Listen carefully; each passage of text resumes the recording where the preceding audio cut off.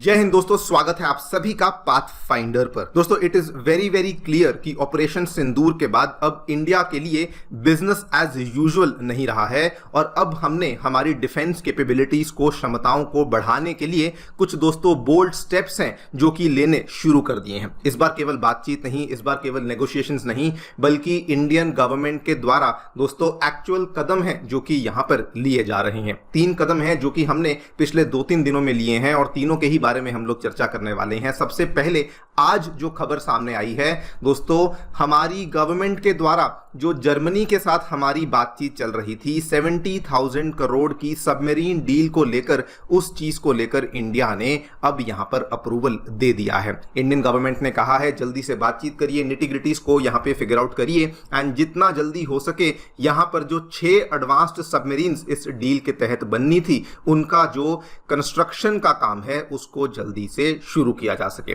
सभी चीजों के बारे में डिटेल में बात करूंगा, लेकिन नंबर 2 दोस्तों, आज से 3 दिन पहले हमारी कैबिनेट कमिटी ऑन सिक्योरिटी के द्वारा जो मच अवेटेड कदम था, जिस चीज को लेकर अगेन अभी तक केवल बातचीत हो रही थी, 19,000 करोड़ का प्लान है जो कि दोस्तों क्लियर यहां पे कर दिया गया है सो दैट हम लोग 6 नए जो AWACS सिस्टम्स हैं उनको हम लोग यहां पर प्रोक्योर कर सकें। एंड इस बार जो गवर्नमेंट ने किया है, हम लोग पहले की तरह जो छोटे एयरक्राफ्ट्स के ऊपर आधारित AWACS सिस्टम्स थे वो नहीं, बल्कि एयरबस प्लेटफॉर्म्स के ऊपर आधारित जो बहुत ही बड़े AWACS सिस्टम्स हैं उनको हम लोग यहां पे प्रोक्योर करने वाले हैं। एंड लास्टली, हमारी इंडियन एयरफोर्स के द्वारा भी दोस्तों ऑपरेशन सिंदूर में जो इजरायली रैम्पेज मिसाइलें थी जो कि हमारी सुखोई एयरक्राफ्ट में और इवन हमारे मिग एयरक्राफ्ट में देखने को मिलती हैं, चूंकि उनका इंपैक्ट, उनकी इफेक्टिवनेस बहुत शानदार रही, अब इंडियन एयरफोर्स ने उन्हीं इजरायली रैम्पेज मिसाइलों को और ज्यादा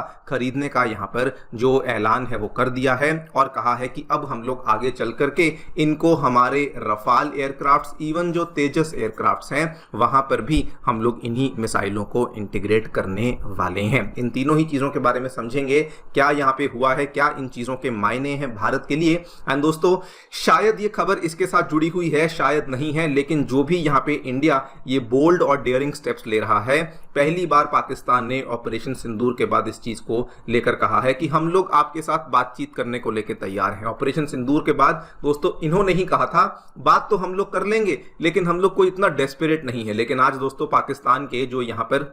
मिनिस्टर हैं इशकदार, वो कहते हैं कि हम लोग बातचीत करने को तैयार हैं, ना केवल कश्मीर मुद्दे को लेकर बल्कि इंडस वाटर ट्रीटी को लेकर और जो भी यहाँ पे प्रॉब्लम्स हैं उन सभी चीजों को लेकर हम लोग बातचीत करने को तैयार हैं। बात करेंगे डिटेल में क्या क्या दोस्तों यहाँ पे हुआ है, क्या क्या इसके मायने हैं भारत के लिए and how Pakistan is scared, उसके बारे में चर्चा भी करी जाएगी। आइए शुरू करते हैं मेरे साथ। मेरा नाम है अनिरुद्ध। यदि आप लोग हमें फॉलो करना चाहते हैं, हमारे लेक्चर्स के अपडेट्स को प्राप्त करना चाहते हैं, तो यहाँ पर दिए गए टेलीग्राम चैनल्स के माध्यम से ऐसा कर सकते हैं। दोस्तों, आगे बढ़ने से पहले आप सभी को बताना चाहूंगा कि आपकी यूपीएससी परीक्षा की तैयारी को आसान एंड अफोर्डेबल बनाने के लिए अनअकैडमी ने सभी यूपीएससी से संबंधित रिसोर्सेज को निःशुल्क अवेलेबल करवा दिया है। फिर भले वो मंथली करंट अफेयर्स की मैगजीन्स हों, प्रीवियस ईयर के क्वेश्चंस हों, एनसीईआरटी नोट्स की समरीज हों, प्रीलिम्स के फ्री मॉक टेस्ट हों, इन सभी चीजों के जो लिंक्स हैं ये नीचे डिस्क्रिप्शन बॉक्स में दिए गए हैं। फिर भी कोई डाउट है, कोई भी आपको क्वेरी है, सीधा स्क्रीन पे दिए गए इन फोन नंबर्स पे फोन कर सकते हैं और हमारी जो डेडिकेटेड काउंसलिंग टीम है वो भी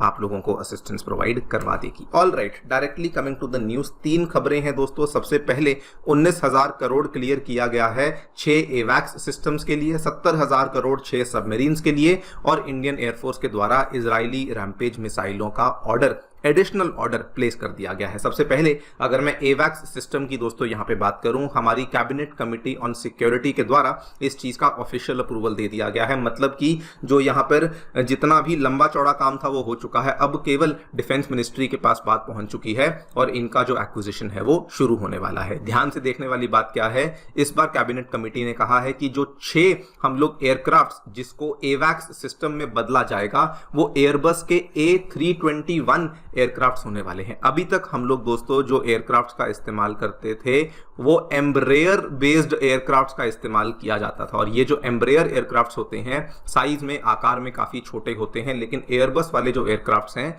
ऑब्वियसली ये इनका जो स्ट्रक्चर है, इनका जो आकार है ये बहुत ही बड़ा देखने को मिलता है। आप यहाँ पे देखिए केवल ये वाली जो चॉइस है एयरबस A321 की, यही एक बहुत बड़ा स्ट्रेटेजिक शिफ्ट माना जाता है भारत के लिए, बिकॉज अब ये नेक्स्ट जनरेशन के एवैक्स सिस्टम्स हमारे लिए साबित होने वाले हैं। नाउ इसका इंडिया की एवैक्स कैपेबिलिटी के लिए बहुत बड़ा बूस्ट माना जाएगा। एवैक्स आप सभी जानते हैं दोस्तों, आईज इन द स्काई कहा जाता है। इंडिया ऑलरेडी 6 एवैक्स सिस्टम्स को ऑपरेट करता है। 3 हमने इजराइल से लिए हुए हैं फैल्कन सिस्टम्स जो कि रशियन एयरक्राफ्ट्स के ऊपर हैं। 3 हमारे इंडिजिनस नेत्रा सिस्टम्स हैं जो कि एम्ब्रेयर जेट्स के ऊपर हमने माउंट किए हुए हैं। लेकिन अब 6 के बाद 6 और हम लोग ले लेंगे, जिससे कि हमारे सारे के सारे जो बॉर्डर्स हैं उन सभी एरियाज में हमारी जो सर्वेलेंस करने की कैपेबिलिटीज हैं ये बहुत ज्यादा बढ़ जाएंगी। एवैक्स की दोस्तों महत्ता कितनी होती है आप लोग याद करिए कि जिस दिन पाकिस्तान का एवैक्स सिस्टम डिस्ट्रॉय हो गया था उसके अगले ही दिन पाकिस्तान ने कहा था ठीक है अब हम लोग और लड़ाई नहीं लड़ सकते, बिकॉज अगर एवैक्स सिस्टम नहीं होगा तो आपको यही नहीं मालूम कि आपके एयरक्राफ्ट ने कहां पे जाके फायर करना है, आपने मिसाइल कहां पे डालनी है। ये सारी की सारी चीजें एवैक्स सिस्टम ही बताता है, और इसीलिए जब पाकिस्तान का ये सिस्टम डिस्ट्रॉय हुआ था उन्होंने भी एक तरीके से हाथ खड़े कर लिए थे। इसी की दोस्तों एक्विजिशन अब हम लोग करने वाले हैं। नंबर 2, 6 सबमरीन्स को लेकर जो बहुत लंबे टाइम से बातचीत चल रही थी, अभी तक इसको लेकर केवल बातचीत चल रही थी। हालांकि हमारी बातचीत मेनली जर्मनी की जानी मानी कंपनी थाइजन-क्रप मेरीन सिस्टम्स के साथ चल रही थी, लेकिन अब उसको सरकार के द्वारा हरी झंडी दे दी गई है। कहा गया है कि 6 next generation diesel electric submarines जिसके अंदर एयर इंडिपेंडेंट प्रोपल्शन यानी कि AIP सिस्टम्स लगे होंगे, अब वो हम लोग यहां पर प्रोक्योर करने वाले हैं। आप यहां पे देखिए AIP सिस्टम्स वाली सबमरीन्स दोस्तों ऐसी सबमरीन्स होती हैं जो कि बेसिकली पानी में बहुत लंबे टाइम तक रह सकती हैं, ऑलमोस्ट 2-2 हफ्ते तक पानी में रह सकती हैं एज कंपेयर टू जो कन्वेंशनल सबमरीन्स होती हैं, और इसीलिए ये स्टेल्थ मोड के लिए बहुत ही ज्यादा इफेक्टिव, बहुत ही ज्यादा कारगर मानी जाती हैं। ये वाली जब अक्वायर कर लेंगे this will be in addition to जो 6 कलवारी क्लास हमारे पास ऑलरेडी चल रही हैं, काफी एडवांस्ड हैं, और जो हमारी न्यूक्लियर सबमरीन्स जैसे कि अरिहंत हुआ, अरिघाट हुआ, इनके साथ भी हम लोग इनको यहां पर ऐड ऑन करने वाले हैं। ये दोस्तों अगेन बहुत बड़ी डेवलपमेंट इसलिए बन जाती है बिकॉज जब ऑपरेशन सिंदूर समाप्त हुआ तो आसिम मुनीर ने अपनी जो पहली पब्लिक स्पीच दी थी डेलिबरेटली कराची से जाकर दी थी, हिंट किया था कि अगला अगर युद्ध होगा तो वो नेवल युद्ध होगा, और इंडिया उस चीज को भी लाइटली नहीं ले रहा है। एंड हमने बहुत लंबे टाइम से अटका हुआ जो प्रोजेक्ट था उसको भी यहां पर अब अप्रूवल दे दिया है। एंड लास्टली हमारी इंडियन एयरफोर्स ने लर्निंग फ्रॉम दी ऑपरेशन सिंदूर दोस्तों देखा कि कैसे रैम्पेज मिसाइलों ने बहुत अच्छे तरीके से इंपैक्ट क्रिएट किया था ऑपरेशन सिंदूर में, जो कि ऑलरेडी हमारे सुखोई और मिग एयरक्राफ्ट में तो देखने को मिलती ही हैं। अब उसके नए ऑर्डर को प्लेस कर दिया है बिकॉज अब हम लोग LCA तेजस में एंड इवन रफाल में भी उसको इंटीग्रेट करने के प्लान्स यहां पर कर रहे हैं। अगर आप सोच रहे हैं कि इतना सारी मिसाइलें हम खुद बनाते हैं तो हम लोग इजराइल से मिसाइलें क्यों ले रहे हैं, दोस्तों ये वाली जो मिसाइलें हैं ये असल में इनकी को प्रोडक्शन होती है, इंडिया और इजराइल इसको मिलकर के बनाते हैं, जिस वजह से इसमें इंडिया को भी फायदा होता है, और इसीलिए इन मिसाइलों की जो प्रोक्योरमेंट है इसको यहां पर और ज्यादा बढ़ावा दिया गया है।